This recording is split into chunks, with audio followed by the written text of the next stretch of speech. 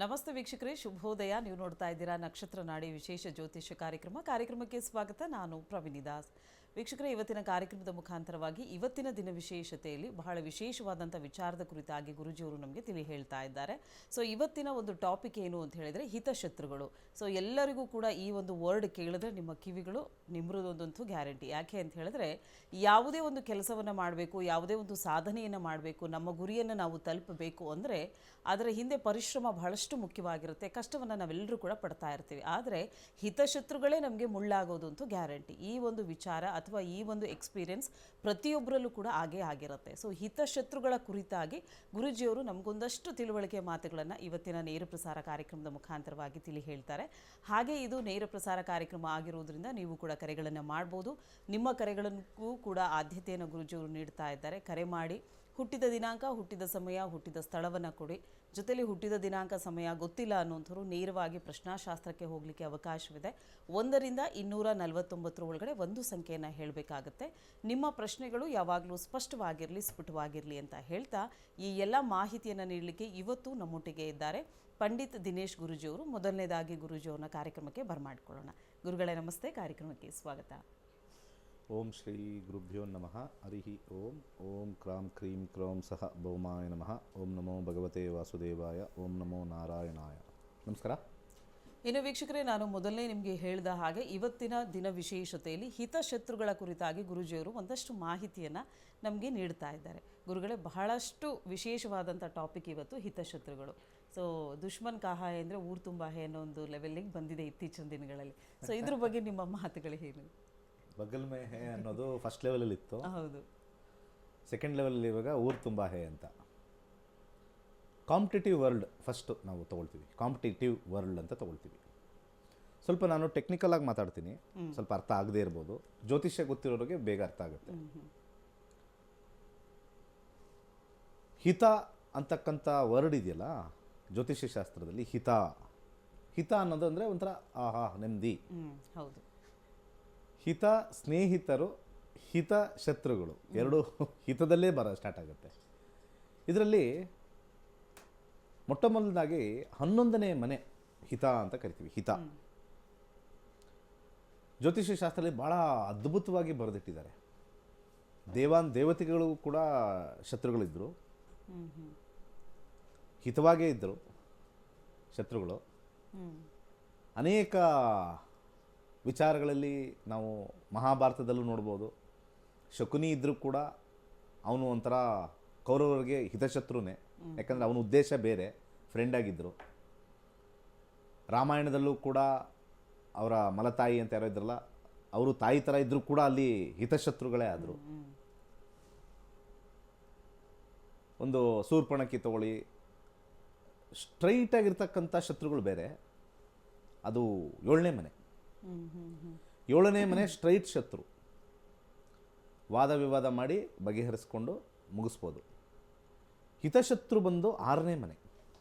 6ನೇ ಮನೆ ಹಿತ ಶತ್ರು. ಯಾಕೆಂದರೆ ಹಿತ ಅನ್ನೋದು 11ನೇ ಮನೆ. 11ನೇ ಮನೆಯಿಂದ ನಾವು 6ನೇ ಮನೆ, 8ನೇ ಮನೆ, 12ನೇ ಮನೆ ನೋಡಬೇಕು. 11th ಹೌಸಿಂದ 6, 8 and 12th house. ಆ ಕಾಂಬಿನೇಷನ್ ನೋಡಿದಾಗ 4 ಅಂತ ಬಂದಾಗ ಫಸ್ಟು ಕುಟುಂಬದವರೇ ನಮಗೆ ಹಿತಶತ್ರುಗಳು ಮೊದಲು. 4ನೇ ಮನೆ ನಮ್ಮ ಕುಟುಂಬ ಅಂತ ಬರುತ್ತೆ. ಗಂಡನೇ ಹಿತಶತ್ರು, ಹೆಂಡತಿನೇ ಹಿತಶತ್ರು. ಹೆಂಡತಿಗೇನೋ ಸಾಧನೆ ಮಾಡಬೇಕು ಅಂತಂದರೆ ಗಂಡನಿಗೆ ಇಷ್ಟ ಇಲ್ಲ.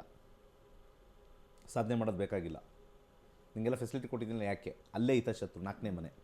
11ನೇ ಮನೆಗೆ ಅದು 6ನೇ ಮನೆ ಆಗುತ್ತೆ. So family is the first ಹಿತಶತ್ರು ಎಲ್ಲರಿಗೂ ಕೂಡ. ಅಲ್ಲೋಗ್ಬೇಡ, ಇಲ್ಲೋಗ್ಬೇಡ ಅಂದರೆ ಎಲ್ಲೋ ಒಂದು ಕಡೆ ಅಲ್ಲಿ ಅವ್ರಿಗೆ ವೈಯಕ್ತಿಕವಾಗಿರ್ತಕ್ಕಂಥ ಬಯಕೆಗಿನ ಈ ಹೇಳ್ತಕ್ಕಂಥವರ ಬಯಕೆಗಳು, ಆಸೆ ಆಕಾಂಕ್ಷೆಗಳು ಭಾಳ ಮುಖ್ಯವಾಗುತ್ತೆ. ಆವಾಗ ಆ ಹಿತ ಹೋಗಿ ಶತ್ರುಗಳಾಗತ್ತೆ. ಇದು ಮೊದಲನೇದು. Everything starts from the home ಅಂತ ಕರೀತಾರೆ. ಚಾರಿಟಿ ಬಿಗಿನ್ಸ್ ಫ್ರಮ್ ಹೋಮ್ ಅಂತ. ಸೊ ಹಿತಶತ್ರುಗಳು ಸ್ಟಾರ್ಟ್ ಆಗೋದೇ ಮನೆಯಿಂದನೇ.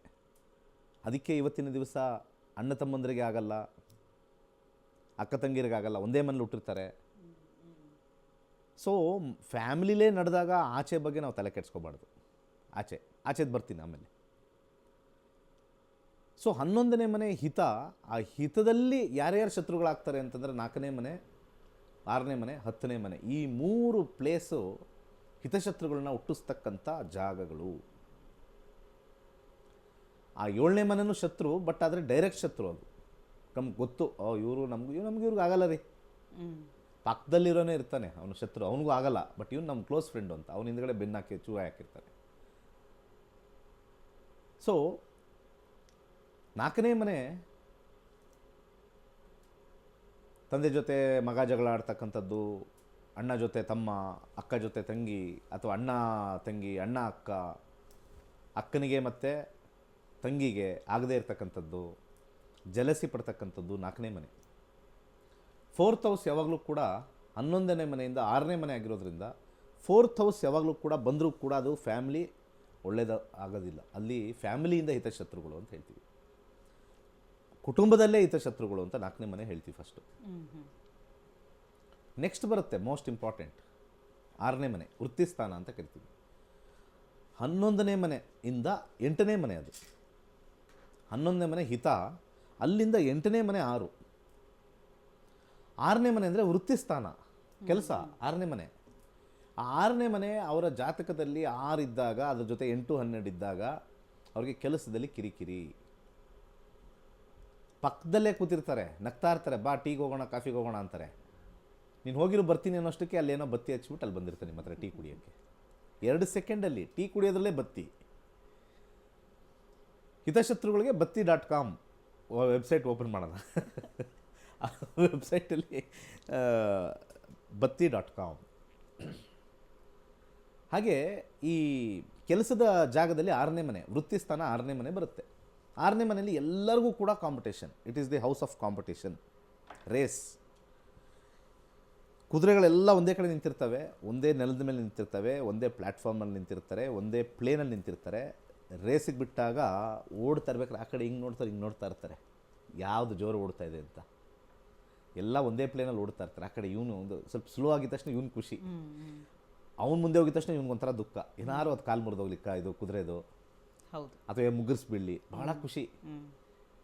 ಇಲ್ಲಿಂದ ಕಾಂಪಿಟೇಷನ್ ಅಂತ ಕರಿತೀವಿ. The competition house is 6th house. ಎಲ್ಲೆಲ್ಲಿ ಭಾರತದಾದ್ಯಂತ, ಪ್ರಪಂಚದಾದ್ಯಂತ ಎಲ್ಲೆಲ್ಲಿ ಕಾರ್ಯಕ್ಷೇತ್ರ ಇದೆಯೋ ಅಲ್ಲಿ 6ನೇ ಮನೆ ಬಕೆಟ್ ಹಿಡಿಯೋದು ಅಂತ ಬರುತ್ತೆ. 6ನೇ ಮನೆ ಬಕೆಟ್ ಹಿಡಿಯೋದು. ವಾಂತಿ ಮಾಡಿದ ತಕ್ಷಣ ಬಕೆಟ್ ಹಿಡಿತಾರಲ್ಲ, ಆಹಾ, ಇನ್ನೊಂದು ಬೇಡ, ಹೇಸಿಗೆ ಬೇಡ, ವಾಂತಿ ಮಾಡಿದ ಬಕೆಟ್ ಹಿಡಿದಾಗ ಅಲ್ಲಿ 10ನೇ ಮನೆ ರಾಜ. 10ನೇ ಮನೆ ರಾಜ ತಿಳ್ಕೊಳ್ಬೇಕು. ಅಂದರೆ ಸ್ವಲ್ಪ ಟೆಕ್ನಿಕಲ್ ಇರೋದ್ರಿಂದ ನಾನು ಫಸ್ಟ್ ಹೇಳಿದೆ ಟೆಕ್ನಿಕಲ್. 10ನೇ ಮನೆ ರಾಜ ಅಂದರೆ ಕಂಪನಿ. 10ನೇ ಮನೆಯಿಂದ ನಾವು 6ನೇ ಮನೆ ಕೌಂಟ್ ಮಾಡಿದ್ರೆ 9ನೇ ಮನೆ ಅಂತಂದರೆ ಒಂಥರ ಭಾಗ್ಯ, ಒಂಥರ ಲಕ್ಕು. 9ನೇ ಮನೆ 10, 11, 12 ಮತ್ತು 1, 2, 3, 4, 5, 6ವರೆಗೂ ಹೋದಾಗ ಅಲ್ಲಿಂದ 9th ಹೌಸ್. 10ನೇ ಮನೆಯಿಂದ 6ನೇ ಮನೆ 9th ಹೌಸ್. ಸೊ 6ನೇ ಮನೆ ನಾನು ಚೆನ್ನಾಗಿರಬೇಕು, ನಾನು ಕೆಲಸದಲ್ಲಿ ಪರ್ಮನೆಂಟ್ ಆಗಿರಬೇಕು ಅಂತಂದರೆ 10ನೇ ಮನೆಯವ್ರಿಗೆ ಬಕೆಟ್ ಹಿಡಿಬೇಕು. ಪರ್ಫಾರ್ಮೆನ್ಸ್ ಇಂಪಾರ್ಟೆಂಟ್ ಅಲ್ಲ. ತುಂಬ ಜನ ಪರ್ಫಾರ್ಮೆನ್ಸ್ ಇರೋರೆಲ್ಲ ಕೆಲಸ ಬಿಟ್ಟು ಹೋಗಿದ್ದಾರೆ. ಹೌದು. ಹಾಗೆ ಬಕೆಟ್ ಹಿಡಿದವರು ಮಾತ್ರ ಅವ್ನಿಗೆ ಕೆಲಸ ಬಂದಿಲ್ಲ ಅಂದರೂ ಬಕೆಟ್ ಹಿಡಿದವರೆಲ್ಲ ಮೇಲಕ್ಕೆ ಬಂದಿದ್ದಾರೆ. ಅದಕ್ಕೆ ಯಾಕಂದರೆ 10ನೇ ಮನೆಯಿಂದ 6ನೇ ಮನೆ 9ನೇ ಮನೆ. 9ನೇ ಮನೆ ಒಂಥರ ಸಾಂತ್ವನ, ಟೀ ಕೊಡೋದು, ಕಾಫಿ ಕೊಡೋದು. ಏನಾರು ಸ್ವಲ್ಪ ಟೀ ಬಿದ್ದಿದ್ರಲ್ಲಿ ಒರೆಸೋದು ಹೋಗಿ, ಇನ್ನು ಎಲ್ಲೆಲ್ಲಿ ಒರೆಸ್ತಾರೋ ಗೊತ್ತಿಲ್ಲ. ಸೊ ಆ ರೀತಿಯ ಸೇವೆ ಅದು. ಆ ಸೇವೆ ಒರಿಜಿನಲ್ ಸೇವೆ ಅಲ್ಲ. 5ನೇ ಮನೆ ಒರಿಜಿನಲ್ ಸೇವೆ. ಸೇವೆ ಅನ್ನೋದು 5ನೇ ಮನೆ. ನಾಟಕದ ಸೇವೆ 6ನೇ ಮನೆ. ಅಲ್ಲಿ ಕಾಸು ಬರುತ್ತೆ ನನಗೆ, ನನ್ನ ಜೀವನದಲ್ಲಿ ಮಜಾ. ಯಾಕಂದರೆ ಯಾರಿಗೆ ಆ ರೀತಿ ಬಂದಿರುತ್ತೋ ಅವ್ರಿಗೆ ಕಾನ್ಫಿಡೆನ್ಸ್ ಇಲ್ಲ ಅವ್ರ ಮೇಲೆ, ಆವಾಗ ಶತ್ರುಗಳು ಜಾಸ್ತಿ ಆಗ್ತಾರೆ. ಅಂಥವ್ರಿಗೂ ಕೂಡ ಪಕ್ಕದಲ್ಲಿರೋರು ಹಿತಶತ್ರುಗಳೇ ಆಗ್ತಾರೆ. ಯಾಕೆಂದರೆ ಇವ್ರು ಬಕೆಟ್ ಹಿಡಿತಾರೆ, ಪ್ರಮೋಷನ್ ಗಿಟ್ಟಿಸ್ಕೋತಾರೆ, ಏನೂ ಕೆಲಸ ಮಾಡದೇ ಇದ್ದರೆ ಅವ್ರು ಉಳಿತಾರೆ, ಕೆಲಸ ಮಾಡಿರೋರು ಆಚೆ ಹೋಗ್ತಾರೆ. ಇದೆಲ್ಲ ಫ್ರೇಮ್ವರ್ಕು 6th ಹೌಸ್ ಫ್ರೇಮ್ವರ್ಕ್ ಅಂತ ನಾವು ಕರಿತೀವಿ. ಫ್ರೆಂಡ್ಸ್ ಅನ್ನೋದು 11ನೇ ಮನೆ. 11ನೇ ಮನೆಗೆ 8ನೇ ಮನೆ ಆಯಿತು. ನನ್ನ ಜೊತೆ ಕೂತ್ಕೊಂಡು ವರ್ಕ್ ಮಾಡೋರೆಲ್ಲ 11ನೇ ಮನೆ, ನನಗೆ 8ನೇ ಮನೆ ಆಯಿತು. ಬಟ್ ನನ್ನ ಬಾಸು, ನನ್ನ ಕಂಪ್ನಿ 10ನೇ ಮನೆಯಿಂದ 9ನೇ ಮನೆ ಆಯಿತು. ಸೊ ನಾನು ನನ್ನ ಕಂಪ್ನಿನ ಚೆನ್ನಾಗಿ ನೈಸಾಗಿ ಬೆಣ್ಣೆ ಹಚ್ಕೊಂಡಿದ್ರೆ ಸಾಕು. That is life. ಅದೇ ಲೈಫು. ಅದಕ್ಕೆ 9ನೇ ಮನೆ ಅಂತ ಕರಿತೀವಿ. 10ನೇ ಮನೆಯಿಂದ 9ನೇ ಮನೆ, 6ನೇ ಮನೆ. ಆ ಹಿತಶತ್ರುಗಳು ಬಾಸ್ಗೆ ಒಂದು, ಕೊಲೀಗ್ಗೆ ಒಂದು ಡಿಫ್ರೆನ್ಷಿಯೇಟ್ ಮಾಡಿಬಿಡ್ತಾರೆ. ಮತ್ತು 6ನೇ ಮನೆ ಹಾಕ್ಕೊಡೋದು ಜಾಸ್ತಿ. ಅದಕ್ಕೆ ಇವತ್ತಿನ ಗೌರ್ಮೆಂಟ್ ಸೆಕ್ಟರಲ್ಲಿ ತುಂಬ ಜನ ಸಿಗಾಕೊಂಡಿರೋರು ರೇಡಿಂದ, ಪಕ್ಕದವರಿಂದನೇ. ಹೌದು ಹೌದು. ಯಾರು ಇದುವರೆಗೂ ಬರೆದು ಕೊಡ್ತೀನಿ, ನಾನು ಬೇಕಾದ್ರೆ ಚಾಲೆಂಜ್ ಮಾಡ್ತೀನಿ, ಯಾವುದೋ ಲೋಕಾಯುಕ್ತ ರೈಡು, ಆ ರೈಡು, ಈ ರೈಡ್ ಯಾರೂ ಇಲ್ಲ. ನಿಮ್ಮ ಕೆಲಸದಲ್ಲಿರ್ತಕ್ಕಂಥವರೇ ನೋಡಿ ನಿಮಗೇನು ಬೆನಿಫಿಟ್ ಸಿಕ್ಕಿಲ್ಲ ಅಂದಾಗ ಹಾಕ್ಕೊಟ್ಟಿರೋದು. ನೀವು ಕಳ್ರೆ, ಹಾಕ್ಕೊಡೋರು ದೊಡ್ಡ ಕಳ್ಳರು. ಯಾಕಂದ್ರೆ ಅವ್ರಿಗೆ ಬೆನಿಫಿಟ್ ಸಿಕ್ಕಿಲ್ವಲ್ಲ, ನ್ಯಾಯವಾದಿಯಾಗಿರಲ್ಲ ಅವರೆಲ್ಲ. ಹಾಕ್ಕೊಡೋರೆಲ್ಲ ನ್ಯಾಯವಾದಿಯಾಗಿರಲ್ಲ, ಹಾಕ್ಕೊಟ್ಬಿಡ್ತಾರೆ. ಈಗ ಇವನು ಹೊಡಿತಾ ಇರ್ತಾನೆ ದುಡ್ಡು, ಇವನು 10 ರೂಪಾಯಿ ಹೊಡಿತಾ ಇರ್ತಾನೆ, ಅವ್ನು ಯಾರೋ ಇನ್ನೊಬ್ಬ 1000 ರೂಪಾಯಿ ಹೊಡಿತಾ ಇರ್ತಾನೆ. ಅದು ನಮಗೆ ಏನು ಅಂತಂದರೆ, ನಮ್ಮ ಒಂದು ವಿಚಾರದಲ್ಲಿ 100 ರೂಪಾಯಿ ಕಳ್ತನ ಮಾಡಿದವನಿಗೆ ಏನೂ ಇಲ್ಲ, 100 ರೂಪಾಯಿ ತಾನೇ ಅಂತ ಹೇಳ್ತೀವಿ. 1,00,000 ರೂಪಾಯಿ ಹೊಡೆದಾಗ 1 ಲಕ್ಷನ ಅಂತ ಹೇಳ್ತೀವಿ. ವಿ ವ್ಯಾಲ್ಯೂ ದಿ ಕಳ್ಳತನ. ಬಟ್ ಕಳ್ಳನೇ ಅಂತ ಡಿಸೈಡ್ ಮಾಡಿಲ್ಲ. ಅವನಿಗೆ ಆ ಟೈಮಲ್ಲಿ ಸಿಕ್ಕಿರೋದು 100 ರೂಪಾಯಿ, ಅವನಿಗೆ ಆ ಟೈಮಲ್ಲಿ ಸಿಕ್ಕಿರೋದು 1 ಲಕ್ಷ. ಆದರೆ ಇಬ್ಬರದೂ ನಾವು ಹಿಂಗೆ ಇಟ್ಕೊಂಡು ನೋಡಿದಾಗ ಬೋತ್ ಆರ್ ಥೀವ್ಸ್. ಕಳ್ಳರೆ ಇನ್ನೊಬ್ಬ ಕಳ್ಳನ್ನು ಹಾಕ್ಕೊಡೋದು ಅದೇ 6ನೇ ಮನೆ. ಕಳ್ಳ 6ನೇ ಮನೆ ಯಾವ್ಯಾವ್ದು ಬರುತ್ತೆ ಅಂತಂದರೆ, 6ನೇ ಮನೆ ಶತ್ರುಗಳು, ಕೆಲಸ, ವೃತ್ತಿ, ಡಿಸೀಸ್, ಲಿಟಿಗೇಷನ್ ಎಲ್ಲ 6ನೇ ಮನೆಯೇ ಹಾಕಿದ್ದಾರೆ, ಸಖತ್ತಾಗಿ ಹಾಕಿದ್ದಾರೆ. 11ನೇ ಮನೆಯಿಂದ 8ನೇ ಮನೆ, 10ನೇ ಮನೆಯಿಂದ 9ನೇ ಮನೆ ಅದು. ಸೊ ಏನಾದ್ರು ಸಿಗಾಕೊಂಡ್ರು ಕೂಡ ಬಾಸ್ ಜೊತೆ ಚೆನ್ನಾಗಿತ್ತು ಅಂತಂದರೆ ಅವ್ರನ್ನ ಮುಚ್ಚಾಕ್ಬಿಡ್ತಾರೆ. 9ನೇ ಮನೆ, ಅದು 10ನೇ ಮನೆ ನೀವು ಫೇವರ್ ಆಗಿರಬೇಕು. 10ನೇ ಮನೆ ಅಂತ ಹೇಳ್ತೀವಿ ನಾವು, ಫೇವರ್ ಆಗಿರಬೇಕು. ಮುಚ್ಚಾಕ್ಬಿಡ್ತಾರೆ. ಏನು ಮಾಡಿದೆ, ಪರವಾಗಿಲ್ಲ ನಮ್ಮ ಹುಡುಗ ನನಗೊಂದು ಸ್ವಲ್ಪ ಆ ಕಡೆ ಸೈಡಲ್ಲಿ ಕೊಟ್ಟಿದ್ದಾನೆ ತಿನ್ನೋದ್ರಲ್ಲಿ ಅಂತ. ಹಂಚ್ಕೊಂಡು ತಿನ್ನೋದು, ಕದ್ದಿರೋ ಮಾಲನ್ನ ಹಂಚ್ಕೊಂಡು ತಿನ್ನೋದು. ಸೊ 6ನೇ ಮನೆ ಭಾಳ ವಿಶೇಷವಾಗಿ ಹಿತಶತ್ರುಗಳನ್ನ ಸಾಕಷ್ಟು ಜಾಸ್ತಿ ಮಾಡುತ್ತೆ. ಜೊತೆಲಿರೋರೇ ಹಾಕ್ಕೊಡೋದು, ಬೇಕಂತ ಲೇಟಾಗಿ ಬಂದಾಗ ಗೊತ್ತಿರಲ್ಲ ಹೇಳ್ಬಿಡೋದು, ಸರ್ ಅವಳು 15 ನಿಮಿಷ ಲೇಟಾಗಿ ಬಂದಿದ್ದಾರೆ, ಸ್ವಲ್ಪ ಒಂಚೂರು ಹೇಳಿದ್ದೀನಿ ಸರ್, ನನಗೆ ಬೈದಿದ್ರಿ ನೀವು ಅಂದರೆ ನನ್ನ ಜೊತೆ ನೀನು ಬೈಸ್ಕೊ ಅಂತ. ನಮಗೆ ಮಾತ್ರ ಬೈದಾಗ ಹೊಟ್ಟೆವ್ರಿ, ಇವ್ರು ಯಾರು ಬೈಸ್ಕೊಂಡು ಮಾಡ್ತೀನಿ ತಡಿ ಅಂತೇಳಿ. ಸರ್ ನನಗೆ 9 ಕಾಲ್ ಬಂದಿದ್ರೆ ಬೈದ್ಬಿಟ್ಟಿದ್ವಿ ಸರ್, ನೀವು ಅವ್ರು 15 ನಿಮಿಷ ಲೇಟಾಗಿ ಬಂದಿದ್ದಾರೆ, ಇವತ್ತು ಅವ್ರಿಗೇನು ಹೇಳಿಲ್ವಲ್ಲ ಸರ್, ಹೌದಾ ತಡಿ ಮಾಡ್ತೀನಿ, ಅವ್ರನ್ನೂ ಕರಿ. ನೀವು ಆ್ಯಕ್ಚುಲಿ ಬಂದು ಏನೋ ಕೆಳಗಡೆ ಏನೋ ತರಕ್ಕೆ ಹೋಗ್ಬಿಟ್ಟಿರ್ತೀರ, 15 ನಿಮಿಷದಕ್ಕೆ ಪಂಚಾಗಿರುತ್ತೆ. ಆವಾಗ ಯಾರು ಹಾಕ್ಕೊಟ್ರು ಅಂತ ಹುಡುಕ್ಬೇಕು ನಾವಲ್ಲಿ ಎಲ್ಲ ಅಕ್ಕಪಕ್ಕ. ಸೊ 6th ಹೌಸ್ ವೃತ್ತಿಯಲ್ಲಿ, ಕೆಲಸದಲ್ಲಿ ಜಲಸಿ.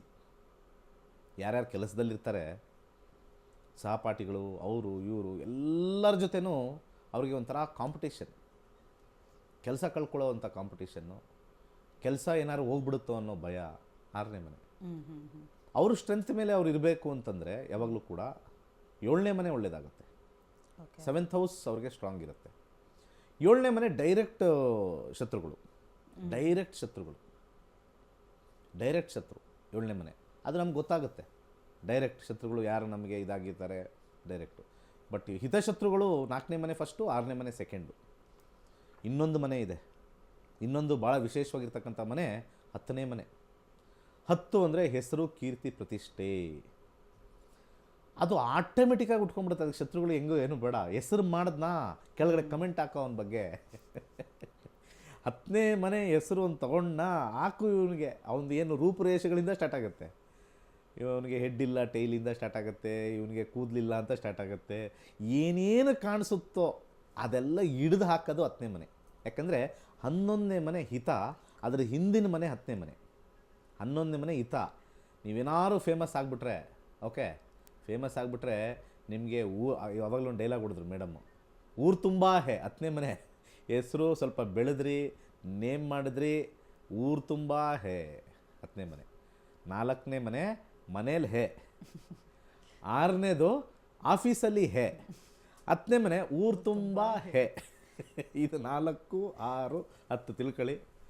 ಯಾರೂ ಇದರಿಂದ ತಪ್ಪಿಸ್ಕೊಳಕ್ಕಾಗಲ್ಲ. ಇದರಲ್ಲಿ ತಪ್ಪಿಸ್ಕೊಳ್ಬೇಕು ಅಂತಂದರೆ ಒಂದೇ ಒಂದಿರೋದು 12ನೇ ಮನೆ. ಎಲ್ಲನೂ ಬಿಟ್ಟಾಕಬೇಕು.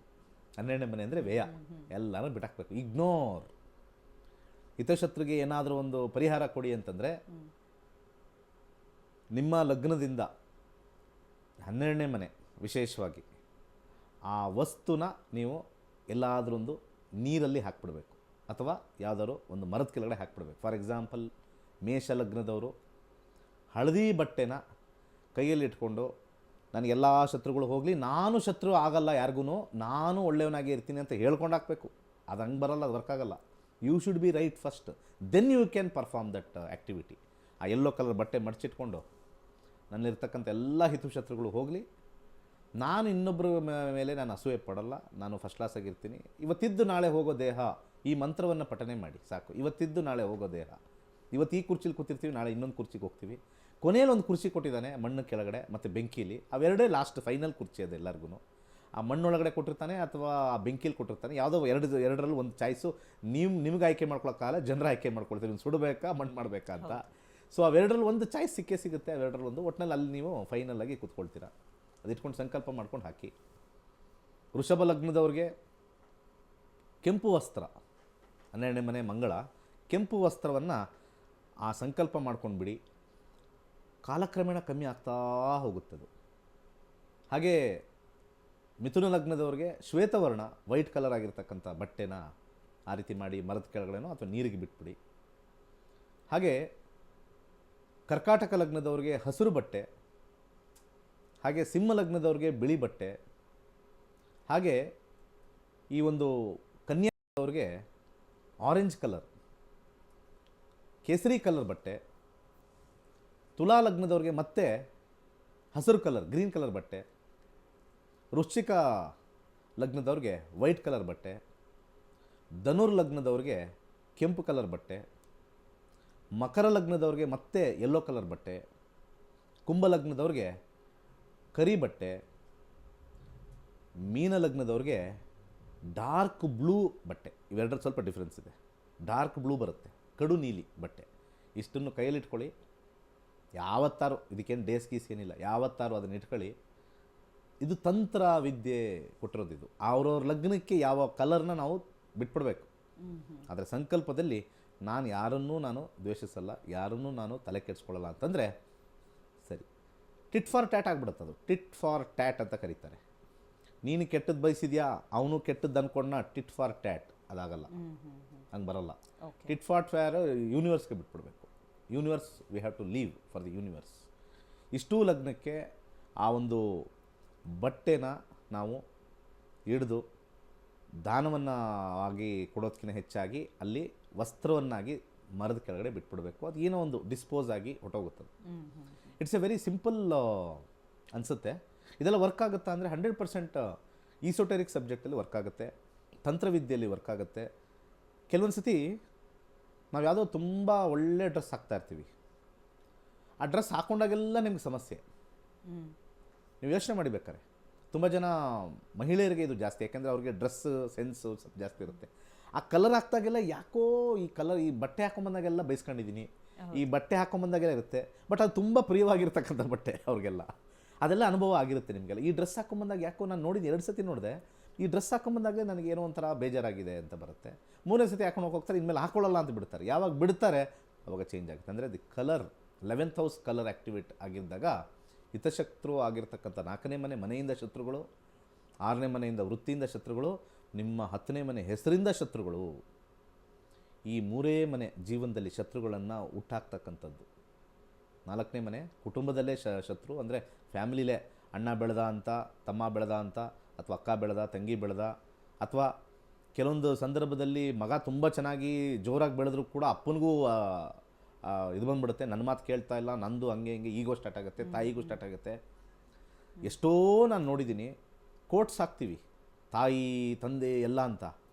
ಎಷ್ಟೊಂದು ತಂದೆ ತಾಯಿಗಳು ಮಕ್ಕಳನ್ನ ಬೀದಿಗೆ ಬಿಟ್ಟವರು. ಯಾವ ತಂದೆ ತಾಯಿ ಅಂತ ನೀವು ಕೋಟ್ ಹಾಕ್ತೀರಾ? ಎಷ್ಟೋ ಜನ ತಾಯಂದಿರು ಮಕ್ಕಳೆತ್ಬಿಟ್ಟು ಬಿಸಾಕ್ ಹೋಗಿದ್ದಾರೆ, ಎಲ್ಲೆಲ್ಲೋ ಪೊದೆಗಳೆಲ್ಲ ಸಿಕ್ಕಿದ್ದಾರೆ. ಮತ್ತು ತಾಯಿ ಬಗ್ಗೆ ಅಷ್ಟೊಂದು ಕೊಂಡಾಡಿದಾಗ ಕಲಿಯುಗದಲ್ಲಿ ಅವೆಲ್ಲ ಇಲ್ಲ. ಶಾಸ್ತ್ರದಲ್ಲಿ ಬರೆದಿದೆ, ನಾವೆಷ್ಟೇ ಕೊಂಡಾಡ್ಬೋದು, ಕಲಿಯುಗದಲ್ಲಿ ಎಲ್ಲರ ಮನಸ್ಥಿತಿನೂ ಸರಿ ಇರಲ್ಲ. ಸೊ 10ನೇ ಮನೆ ಬಂದಾಗ ಫೈನಲ್ ಆಗಿ ಈ ಬೆಳೆದವ್ರಿಗೆ ಕಾಲೆಳಿತಕ್ಕಂಥ ಸಾಮಾನ್ಯ ಜನಗಳು ಹೆಚ್ಚು. ಆ ಸಾಮಾನ್ಯ ಜನಗಳಲ್ಲಿ ಭಾಳ ವಿಶೇಷವಾಗಿ 10ನೇ ಮನೆ ಪ್ರೀತಿ ಮಾಡೋರೇ ಕಾಲೆಳಿತಾರಲ್ಲಿ. ಯಾಕೆಂದರೆ 10ನೇ ಮನೆಯಿಂದ ಹಾಕಿದಾಗ 8ನೇ ಮನೆ 5ನೇ ಮನೆ ಬರುತ್ತೆ, ಜೊತೆಲೇ ಇರ್ತಾರೆ.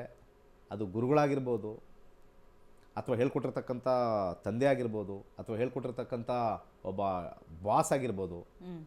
ಅವನಿಗೇನು ಗೊತ್ತಿಲ್ಲ ಬಿಡು ಬಾಸ್ಗೆ, ಅವರೇ ಕೆಲಸಕ್ಕೆ ಸೇರಿಸ್ಕೊಂಡಿರ್ತಾರೆ. ಹಾಂ ಹೌದೇನಪ್ಪ ನೀನು ಸೇರ್ಕೊಳ್ತೀಯಾ, ಆಯಿತು ನಿನಗೊಂದು 50,000 ಸಂಬಳನಾ, ಓಕೆಪ್ಪ, ಹಾಂ ಆಯಿತು ಚೆನ್ನಾಗಿ ಕೆಲಸ ಮಾಡು ಅಂತ ಕೊಡ್ತಾರೆ. ಕೆಲಸದ ವಿಚಾರ ಬಂದಾಗ ಅವ್ನು ಏನೋ ಮಿಸ್ಟೇಕ್ ಆಗಿರುತ್ತೆ, ಅವನು ಅದೃಷ್ಟದಿಂದ ಅಲ್ಲಿ ಕೂತಿರ್ತಾನೆ. ಅಲ್ಲಿ ಕೆಲಸಕ್ಕೆ ತಗೊಂಡಿರ್ತಕ್ಕಂಥವರೇ ಮಾತಾಡೋದು, ಆಹಾ ಏನು ಕಚಡ ಬಾಸು, ಏನೂ ಗೊತ್ತಿಲ್ಲ ಅವನಿಗೆ. ಒಂದು ತಿಳ್ಕೊಳ್ಳಿ, ಅವನೇ ನಿನ್ನ ಕೆಲಸಕ್ಕೆ ಸೇರ್ಕೊಂಡಿರೋದು. ಆ ಕೃತಜ್ಞತೆ ಫಸ್ಟ್ ಇರಲಿ. ಅವನೇನು ಕಲ್ತಿದ್ದಾನೋ ಬಿಟ್ಟಿದ್ದಾನೋ ಏನು ಬೇಡ, ಅದಲ್ಲಿ ತಲೆ ಕೆಡ್ಸ್ಕೊಬಾರ್ದು. He has given me food, he has given me ಇದು, ಅದು ಅವ್ರದ್ದು ಕಲಿತಾರೋ ಬಿಟ್ಟಿದ್ದಾರೋ, ನನ್ನ ಕೆಲಸ ನಾನು ಕರೆಕ್ಟಾಗಿ ಮಾಡ್ತಾಯಿದ್ದೀನಾ, ಆ್ಯಮ್ ಐ ಪರ್ಫಾರ್ಮಿಂಗ್, ಅಷ್ಟೇ. That is what is life. ಆ ಲಗ್ನಕ್ಕೆ ನಿಮಗೆ ಹಿತಶತ್ರುಗಳು ಹೋಗಬೇಕು ಅಂದರೆ ಅದನ್ನು ಮಾಡಿ, ಬಟ್ ನೀವೇ ಹಿತಶತ್ರುಗಳಾಗಬೇಡಿ. ಕೆಳಗಡೆ ಕಮೆಂಟ್ ಸೆಕ್ಷನ್ ಅವರು ಇದ್ದಾರೆ, ತಲೆ ಕೆಡ್ಸ್ಕೊಳ್ಳಲ್ಲ, ಆಗ್ತಾ ಇರಿ. ಕೆಟ್ಟದ್ದು ಹಾಕಿ ಒಳ್ಳೆಯದು ಹಾಕಿ ಓದಿ ಖುಷಿ ಪಡಿ. ನನ್ನನ್ನು ಕಾಲೆಳೆಯೋದ್ರಲ್ಲಿ ನಿಮಗೆ ಮಜಾ ಇದೆ ಅಂದರೆ ಜಾಸ್ತಿ ಕಾಲೆಳಿರಿ. ಯಾಕಂದರೆ ಒಂದು ಗುರು ಸ್ಥಾನದಲ್ಲಿ ಕೂತ್ಕೊಂಡು ನಾವು ತೃಪ್ತಿ ಕೊಡೋದೇ ಇಂಪಾರ್ಟೆಂಟು. ನನ್ನ ಕಾಲೆಳೆಯೋದ್ರಲ್ಲಿ ನಿಮ್ಗೆ ತೃಪ್ತಿ ಇದ್ದರೆ ಫಸ್ಟ್ ಮಾಡಿ, ನಾನೇನು ಕಮೆಂಟ್ ಮಾಡಲ್ಲ, ಖುಷಿಯಾಗಿರ್ತೀನಿ. ಇವತ್ತಿದ್ದು ನಾಳೆ ಹೋಗೋ ದೇಹ, ನೀವು ಹೋಗ್ತೀರಾ ನಾವು ಹೋಗ್ತೀವಿ. 2 ಸೀಟು ಇರೋದು ನಮಗೆ, ಒಂದು ಬೆಂಕಿ ಸೀಟು, ಒಂದು ಮಣ್ಣಿನ ಸೀಟು. 2ರಲ್ಲಿ ಆಯ್ಕೆ ನಾವು ಮಾಡ್ಕೊಳಕ್ಕಾಗಲ್ಲ. That is the final frontier, that is the 12th house of death. Everything dies, what is born has to die. ಇಷ್ಟೇ. ಎಸ್ ಗುರುಗಳೇ, ಇದುವರೆಗೂ ಸಾಕಷ್ಟು ಮಾಹಿತಿ, ಒಂದು ಒಳ್ಳೆ ಮಾಹಿತಿನ ಇವತ್ತಿನ ಕಾರ್ಯಕ್ರಮದ ಮುಖಾಂತರವಾಗಿ ನಮಗೆ ನೀಡಿದ್ದೀರಾ. ಧನ್ಯವಾದಗಳು. ಸರ್ವೇ ಜನ ಸುಖಿನೋ ಭವಂತು.